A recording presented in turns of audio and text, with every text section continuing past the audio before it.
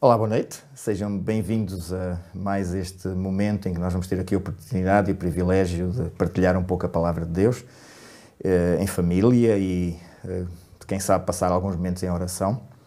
E para darmos início a este momento, eu gostava de vos convidar a cantarmos o hino Unidos pela Palavra.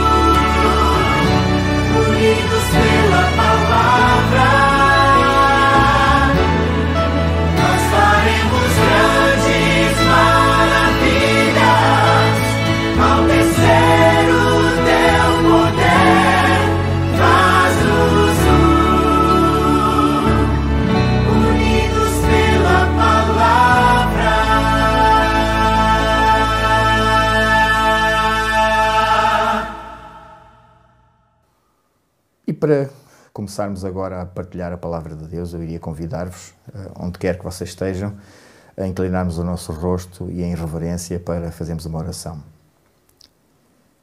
Bom Pai que está nos céus, Senhor, muito obrigado pelo privilégio que Tu nos dás de podermos ter acesso à Tua Palavra e através dela descobrir a Tua revelação para cada um de nós, Senhor.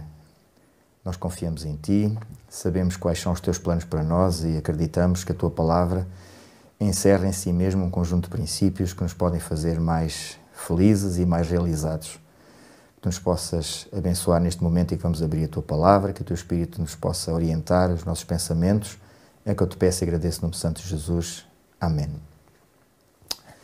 Esta noite eu gostava de vos convidar a tentarmos ver em conjunto, ou dar em conjunto uma resposta a uma pergunta que se calhar muitas vezes já vos fizeram, a mim já me fizeram muitas vezes mesmo, que é a seguinte: será que um cristão é mesmo livre?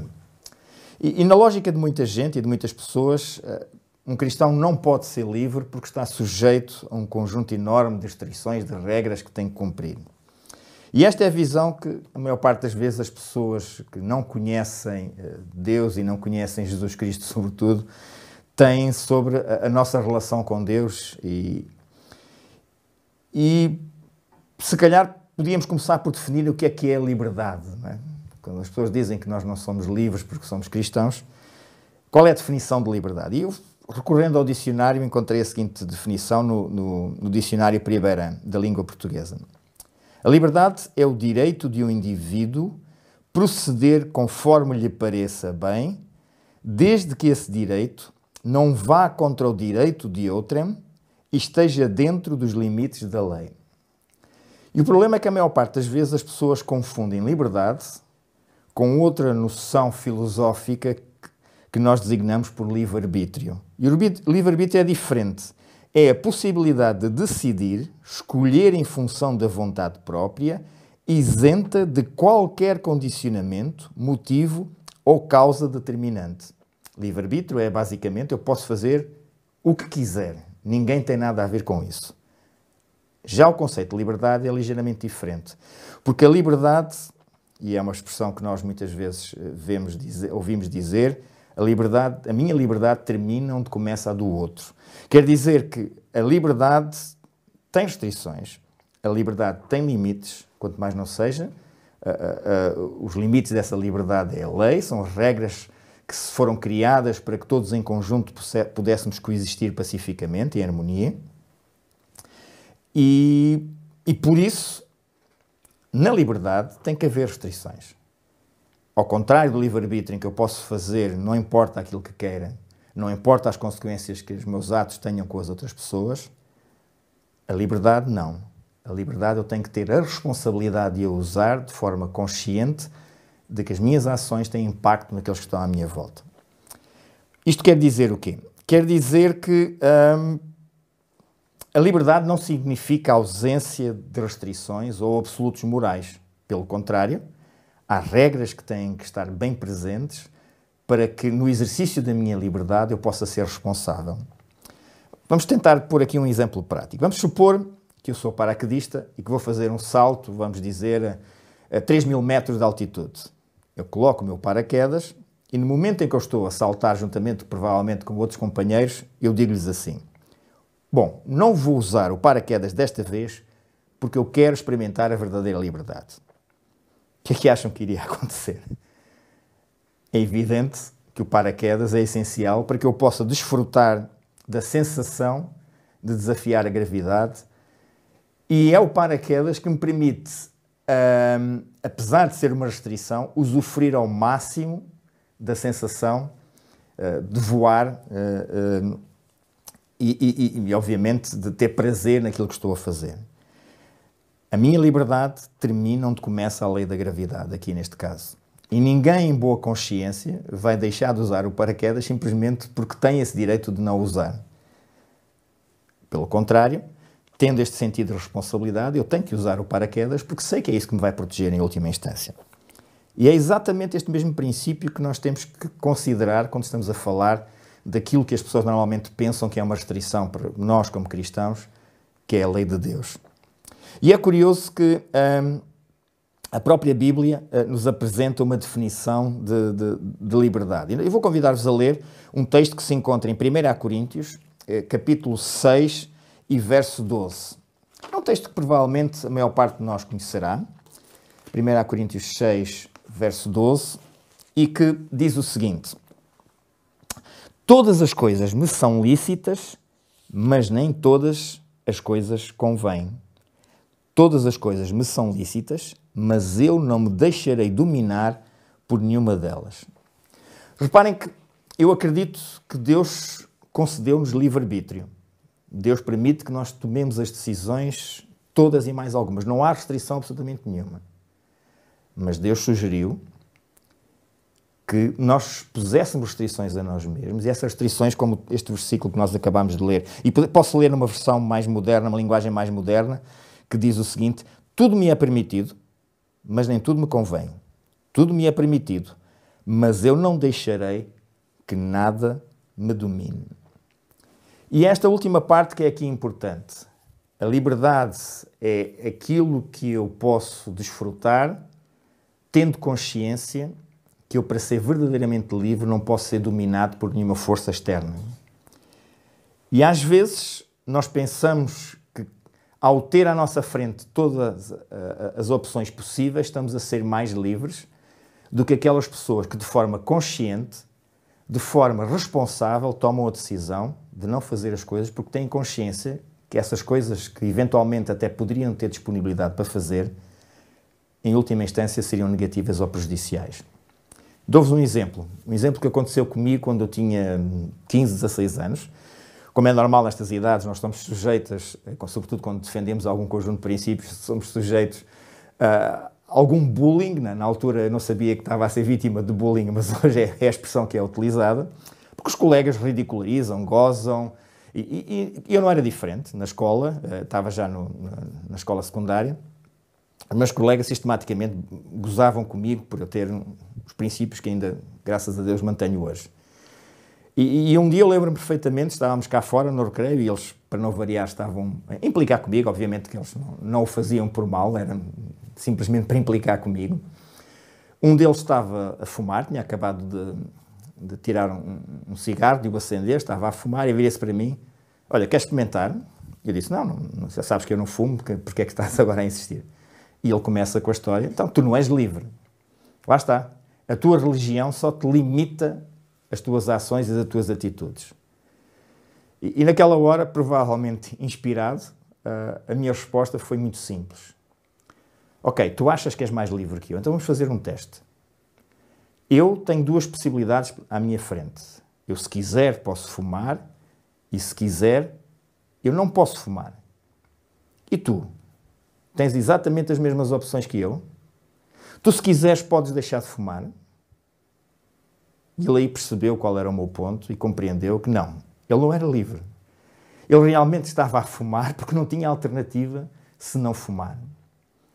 Porque o vício assim determinava. Mas dificilmente, só com muita força de vontade e se calhar com muita disciplina, é que ele conseguiria voltar novamente a ter as duas opções à sua frente. E é um pouco isto que se passa com o ser humano neste momento. A partir do momento que Adão e Eva, no Jardim do Éden, tomaram a decisão de voltar as costas a Deus e seguirem o seu próprio caminho, Deus respeitou essa decisão, mas a partir desse momento eles ficaram desligados de Deus e à sua frente só havia uma hipótese, que era viverem uma vida em pecado. E viver uma vida em pecado não é viver uma vida a fazer asneira. Viver uma vida em pecado é viver uma vida desligado de Deus, afastado de Deus. E esse foi o caminho que a humanidade teve a partir daí. Até que Jesus Cristo veio a esta terra e novamente pôs à frente da humanidade duas opções, porque através da sua morte e da sua ressurreição, dois caminhos voltaram novamente a estar disponíveis. Quer dizer que nós hoje podemos fazer exatamente a mesma escolha que Adão e Eva fizeram no Jardim do Éden. Têm duas possibilidades: estar com Deus e seguir Deus, ou viver uma vida afastada de Deus. E há um texto que nós encontramos em Gálatas, no capítulo 5 e no verso 13, devo-vos confessar que é um dos meus textos favoritos do Novo Testamento. Paulo diz o seguinte: porque vós, irmãos, fostes chamados à liberdade. Não useis então da liberdade para dar ocasião à carne, mas servi-vos uns aos outros pelo amor. Porque toda a lei se cumpre numa só palavra.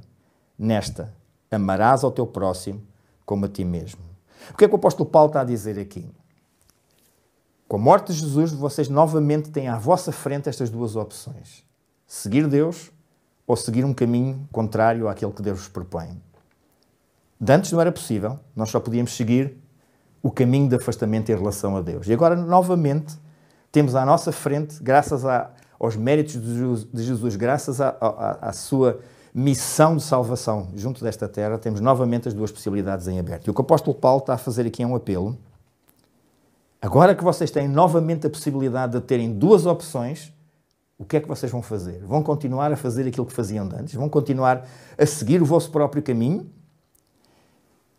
E ele diz mais à frente, ainda neste capítulo 5 de Gálatas, diz o seguinte no versículo 16 e 17. Digo, porém, andai em espírito e não cumprireis a concupiscência da carne, porque a carne cobiça contra o espírito e o espírito contra a carne, e estas opõem-se um ao outro, para que não façais o que quereis.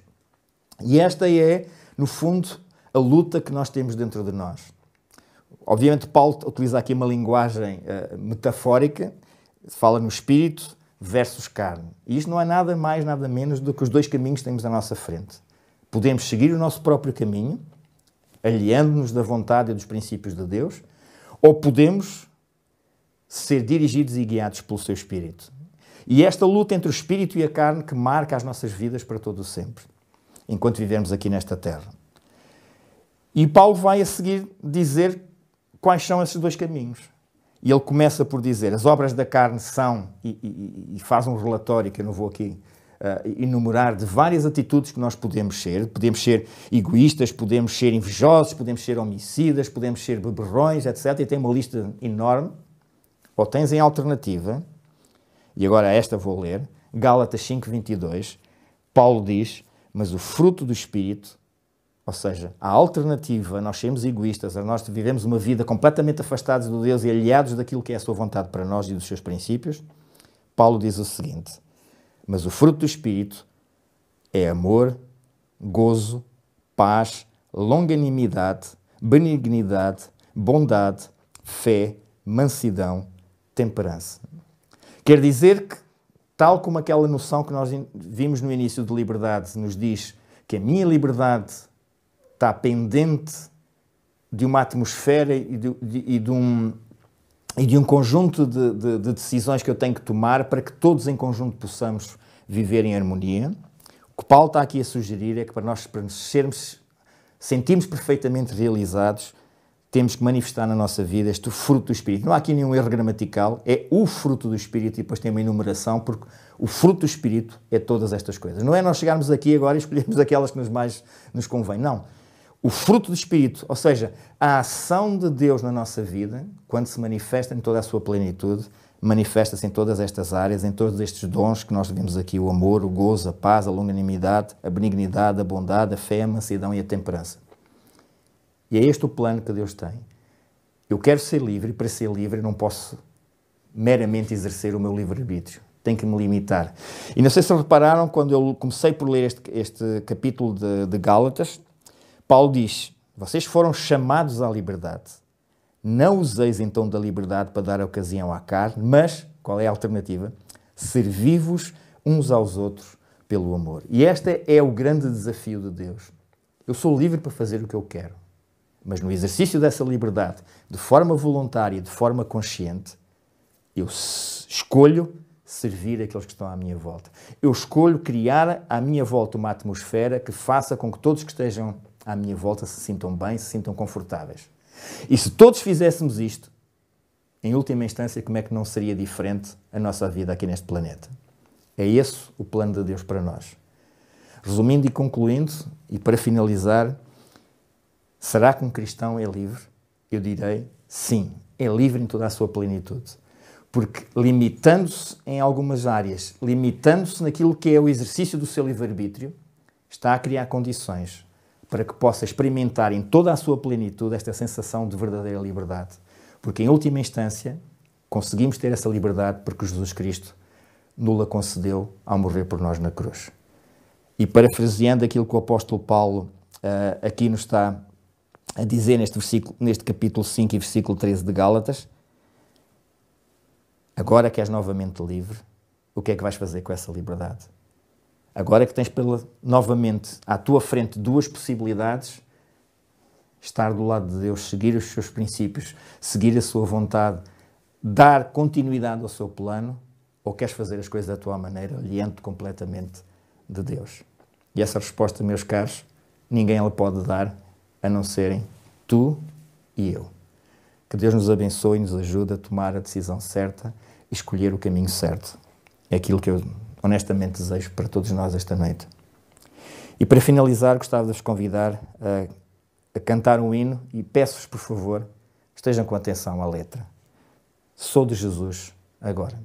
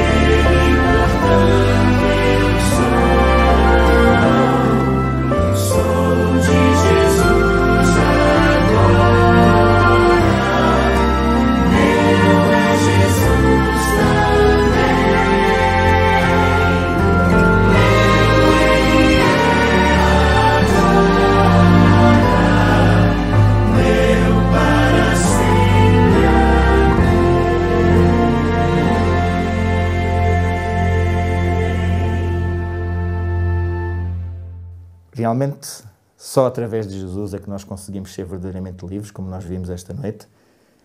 E para terminar, eu gostaria, mais uma vez, de o fazer com uma oração e pedir-vos-ia que vocês, em vossas casas, onde quer que estejam, possamos inclinar o nosso rosto em reverência para com o nosso Deus. Pai nosso que estás nos céus, Senhor, neste momento gostaria de te pedir que tu realmente nos tornes conscientes do caminho que temos pela frente e das duas possibilidades que Jesus Cristo permitiu novamente que nós tivéssemos em aberto. Ajuda-nos, por favor, a escolhermos o teu caminho. Escolhermos ser-te fiéis, escolhermos procurar de forma consciente e responsável exercer a liberdade que tu nos concedes, limitando-nos às vezes, servindo-nos uns aos outros para criarmos uma atmosfera na qual tu possas ser manifesto, Senhor. Que tu possas ajudar todos os meus irmãos que neste momento me estão a ouvir. Tu melhor que ninguém conheces as suas lutas, as suas dificuldades. Que a todos, Senhor, te possas dar aquela sensação de que tu estás ao controle das suas vidas e que lhes possas dar a paz que só tu consegues dar, Senhor. É o que eu te peço e agradeço no nome santo de Jesus. Amém. Muito obrigado por terem-nos feito companhia nestes momentos e resta-nos desejar um bom resto de noite, um bom resto de semana. Convidar-vos, quem que sabe, no próximo sábado a fazerem-nos companhia presencialmente. Certamente podemos, em conjunto, experimentar melhor aquilo que Deus quer para o seu povo, não é? Este equilíbrio, esta harmonia de vivência em comunidade. E se não o puderem fazer, obviamente poderão continuar a fazer se estiverem à distância através das nossas redes sociais, mas o desafio, e acreditem, é sempre bem melhor estarmos todos em conjunto e partilharmos estes momentos uns com os outros. Boa noite a todos e até próximo sábado ou até a próxima semana.